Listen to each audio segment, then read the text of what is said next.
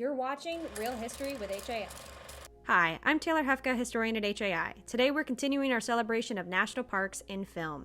The national park system is huge, and we couldn't cram it all into one episode.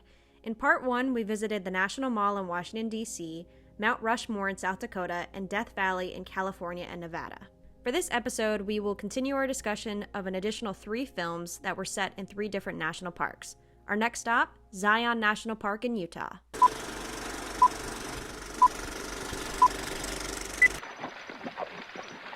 Boy, you know, every time I see Hole in the Wall again, it's like seeing it fresh for the first time. And every time that happens, I keep asking myself the same question. How can I be so damn stupid as to keep coming back here?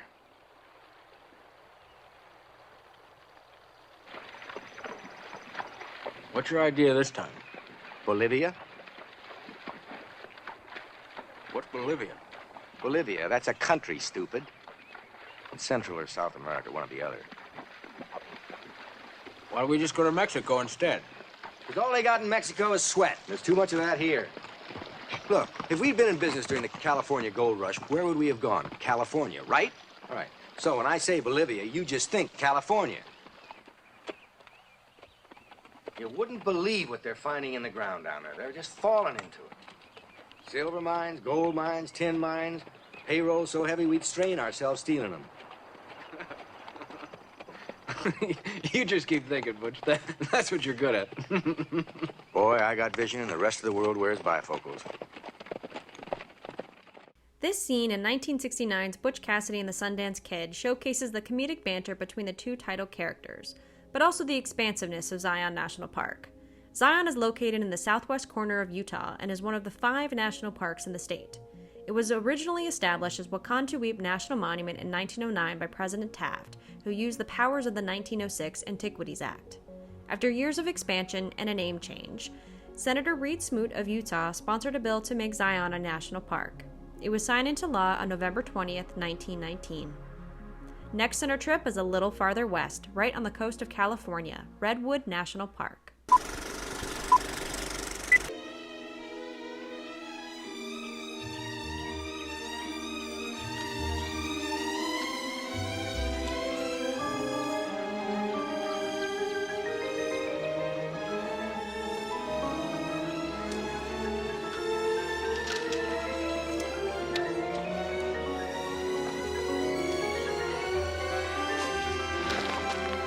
Too bumpy. We'll have to walk from here.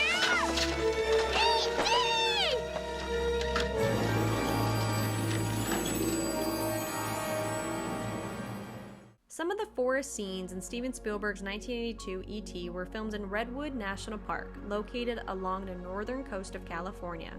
Starting in the 1850s, loggers began harvesting the forests, alarming some naturalists. In the 1910s, the Save the Redwoods League in the state of California began to purchase forest land to preserve the trees. In the 1920s, the forest became part of the state's park system. It was ultimately set aside for visitors to explore the natural wonders, yet logging continued. Many environmental organizations thought that federal protection was the only way to protect the forests. With some help from organizations like the Sierra Club, the League campaigned for the forest to become a national park. On October 2, 1968, Redwood National Park was established. Last, but certainly not least, let's head up to Alaska to Denali National Park and Preserve.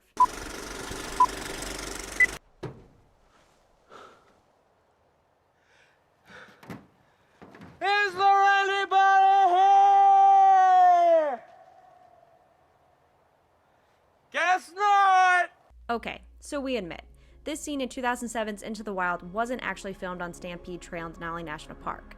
However, this gives us a chance to talk about how remote some of the national parks are. The film's production team wanted to film on the trail, but it was going to be too costly and strenuous for the crew. Into the Wild is a film about a man named Chris McCandless who was ill-prepared for a trek across North America in the 1990s. He died in the wilderness. But before he died, he found himself on Stampede Trail in what is now Denali National Park and Preserve. The bus that McCandless found, which he dubbed the Magic Bus, was located on the trail. In summer 2020, the bus was removed from the park and the trail because several hikers have died on their pilgrimage to relive McCandless's trek. According to historian William Brown, Charles Sheldon, a hunter and naturalist, fought for Denali region to become a national park in the early 1900s. It officially became one in 1980. But Sheldon and his fellow hunters weren't the first to recognize the beauty and economic usefulness of the park. Tribes that belonged to the Athabascan tradition inhabited the area long before it became a national park, and long before McCandless found himself near a magic bus. The United States National Park System is an amazing collection of places that celebrate our nation's history, our ancestors, and our spaces. Hollywood uses the parks both to showcase their real-life majesty and to represent otherworldly places. The movies just show us a small window into our nation's backyard and encourages us to see these places in person. Thanks for watching. This is Real History with HAI.